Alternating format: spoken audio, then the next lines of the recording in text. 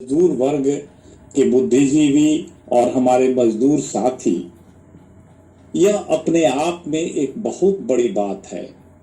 कि हम एक मरते हुए समाज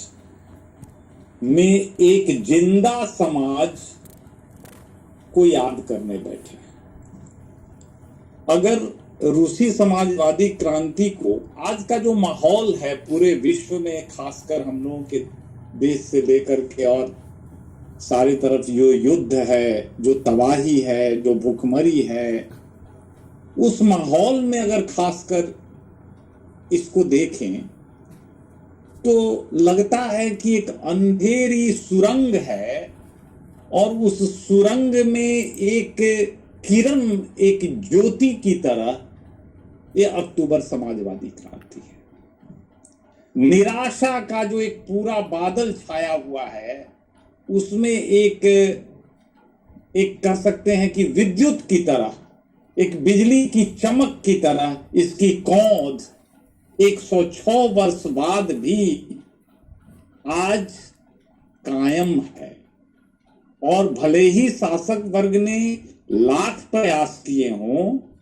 इसको राख से दबा देने की, लेकिन इसकी चिंगारी अभी भी न्याय पसंद लोगों के हृदय में अभी भी वो चिंगारी कायम है।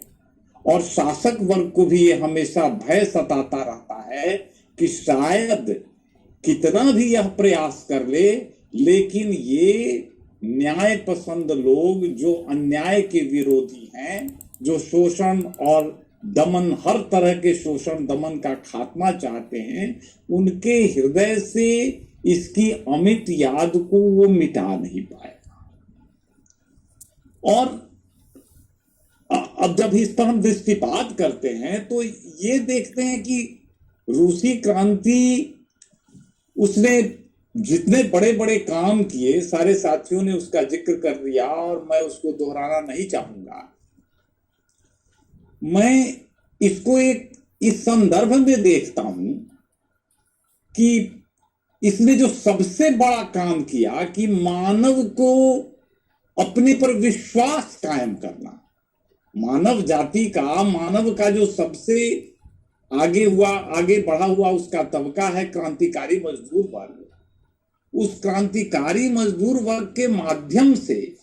इसने मनुष्य में एक विश्वास पैदा किया कि वो समाज की तमाम समस्याएं जिससे मनुष्य रोज पीड़ित होता है, और इतिहास के उस पड़ाव से, जब से आपको वर्ग विभाजित समाज हुआ और दास प्रथा, जिसमें मनुष्य को गर्दन में उसको बेल्ट लगा करके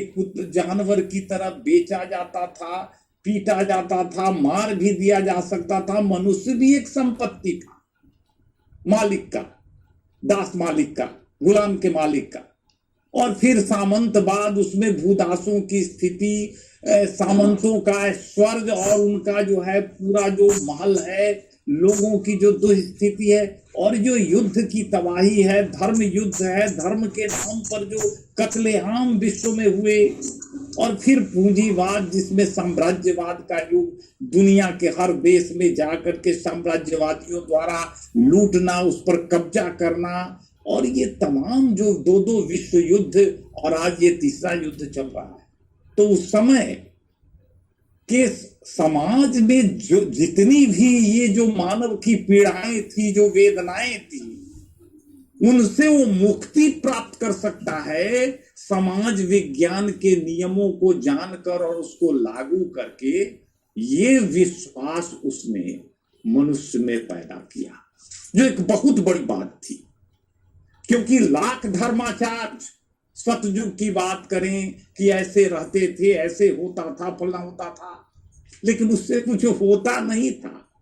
ये बातें सिर्फ कहने की बातें थी, आपको एक सपनों की दुनिया में ले जाती थी और फिर वो कुछ परिणाम प्राप्त नहीं होता था। रूसी क्रांति ने, समाजवादी क्रांति ने वह सपना सिर्फ दिखाया ही नहीं, बल्कि सपना को साकार करके भी दिखाया।